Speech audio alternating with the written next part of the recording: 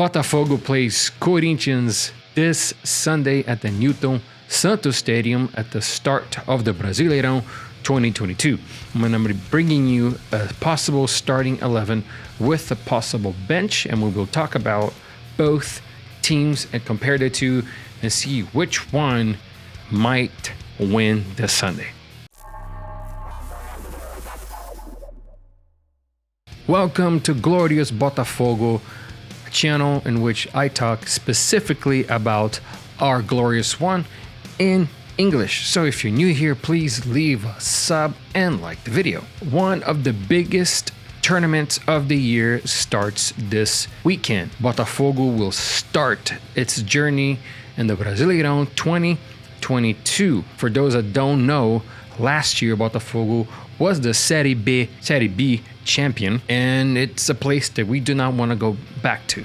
Botafogo is way too big of a club to be playing the B tier of the National League. Now we're back to the place where we belong and the place that we should have never left, and we're here to stay. If you've been following the channel, then you know that the squad went through some reformulating, and there's a lot of new players. We can expect the starting 11 to look drastically different from last season. So here's how I think the squad will start this Sunday against Corinthians. On goal, we have Gatito Fernandes, our starting goalkeeper. On the right back, we might see Saravia, which is a brand new right back signing. He did very well on the match against Volta Redonda, the training match that happened last weekend. Then the center back duo might consist of Canu on the right and Sampaio on the left. And then for left back, we might have either Hugo or Jonathan Silva.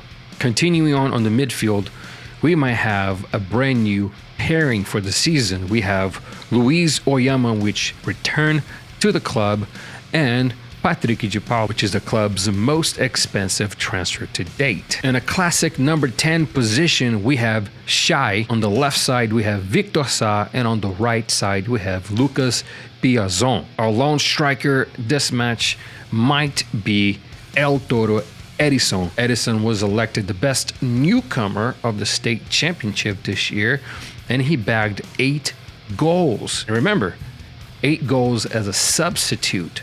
So very good numbers there from our striker. On the bench, we have the return of Diego Gonçalves. He's back from injury, and he's available to Luis Castro.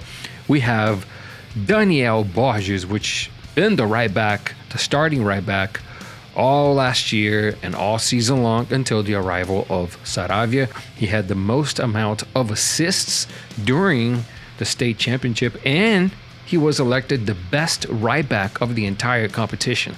So there's a very good battle there between Daniel and Saravia to see who's going to be the starter. So at this point, it's up to Luis Castro. I'm not really sure. Then we also have Mateus Nascimento, our wonder kid, 18 years old. He played a very solid state championship. He's got a lot to grow still, and I believe he will grow under the management of Luis Castro. On the bench, we also have El Capitan, our captain for majority of the state championship, Joel Carli, and we have Riquelme, which is a left winger that could come in there for Victor Sá. But we might have other players there that I did not mention here, like Romildo, Kaique, Vinicius Lopes, Breno, Barreto, Klaus, and one of the 2 keepers, Diego Loureiro and Douglas Borges. Corinthians will come off of a defeat in the Libertadores Cup. They lost to Bolivian team, Always Ready. Yes, Always Ready is the name of the team.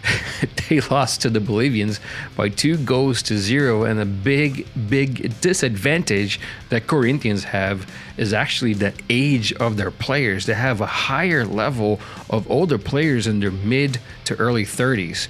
So the team gets really tired during the second half, which is something Botafogo can take massive advantage of because we're a very attacking team under Luis Castro. So if the team knows how to play smart during the first half, on the second half, we can perhaps pile on the goals. They're going to be tired. Luis Castro's team plays very quick transitions, very quick balls behind the defenders.